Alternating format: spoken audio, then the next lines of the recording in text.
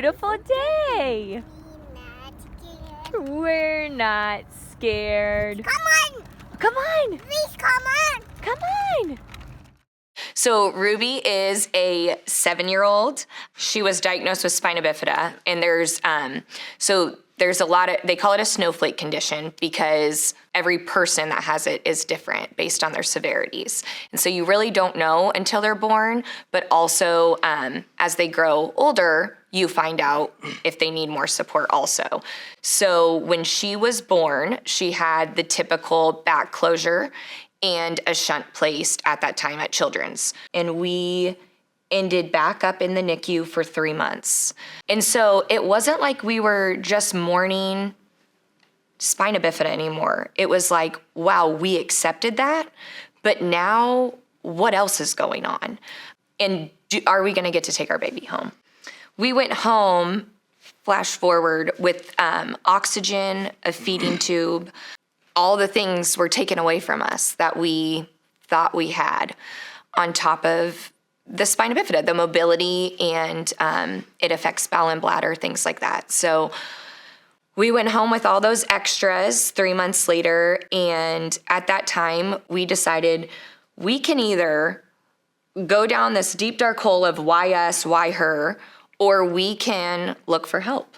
And we can look at other places that can support her and give her the best life. And at that time, we found Britain Development.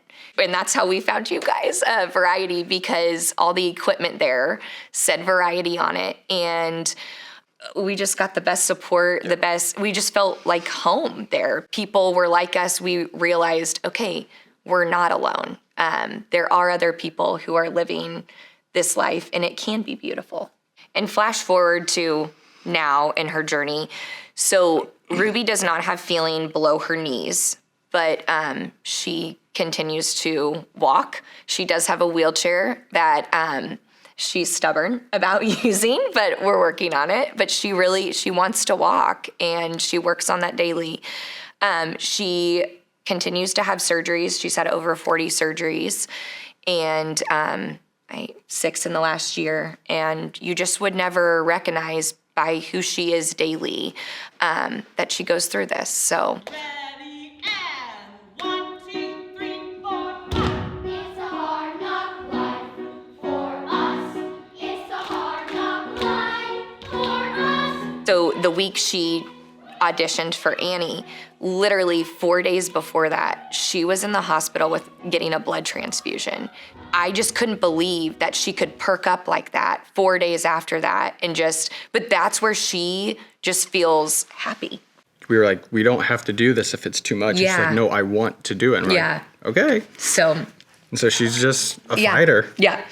I think that's where Variety came in, and I was like, oh my goodness, she can have a bike when she's a toddler, and now she has a bike when she's older, and now she can be in a musical, and there's different sports you can play. That part is just so incredible, and it may be different than what we thought, but she still can do everything. So I want Ruby to love herself and be confident in herself and never sell herself short. And that's something we tell her all the time. You can do anything. Just that constant, validation to her, and just trying to just reiterate that even if things are different, it's, we're all different. Everyone is different. And so that's big talks we're having now, especially as we're school age. And we're starting to talk about a lot of those things. It's, you may have this, but someone has, so it's like, so there's spectrums of just everything. And so with her, we're just, again, to what Morgan said, we're just really trying to teach her to love yourself and to be happy with who you are.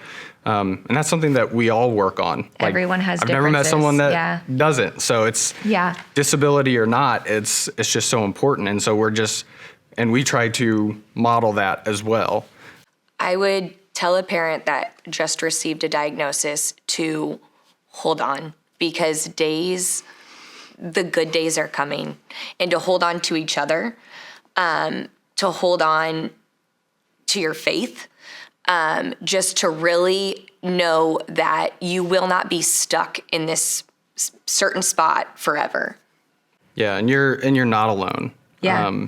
It feels like that because prior to this, we never really had any notion or engagement of disability. And so it feels very alone because no one that you know, family, anyone.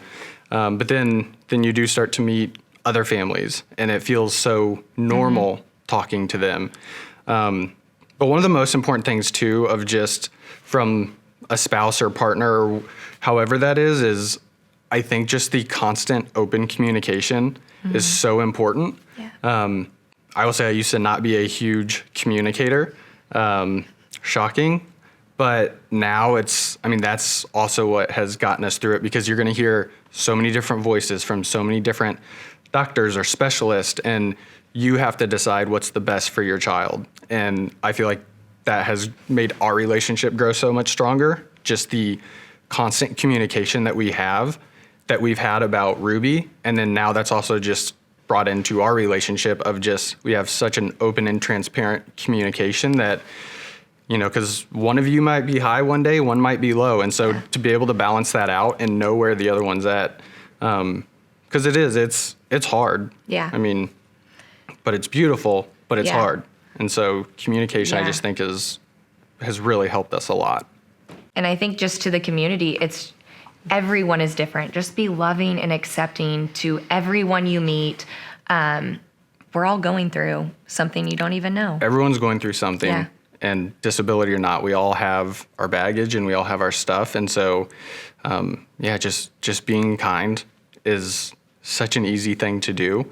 And so I feel like that's just one of the things, again, and just being involved in the community and just, doing things that are out of your comfort zone. We've done so much out of our normal comfort zone that you do it and you're just like, wow, that was amazing. Why was I so nervous to go do that? And so it's great to watch Ruby just take everything head on.